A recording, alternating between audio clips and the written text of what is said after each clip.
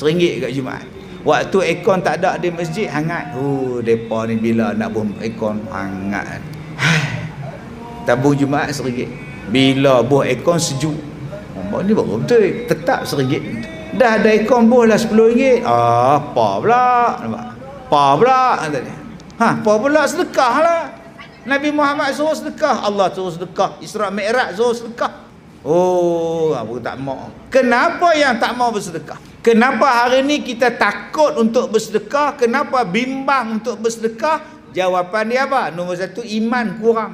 Nabi sebut, siapa-siapa yang sedekah, Allah balas. Allah sebut, apa yang kamu nafkah, aku balas. Ma anfaqtum min syai' fahuwa yukhlifu. Aku ganti balik siapa yang sedekah. Siapa yang sedekah, aku ganti balik apa yang dia sedekah. Takkan miskin, kata Rasulullah, orang yang sedekah. Awak percaya Isra Mi'raj? Sedekah. Jangan takut.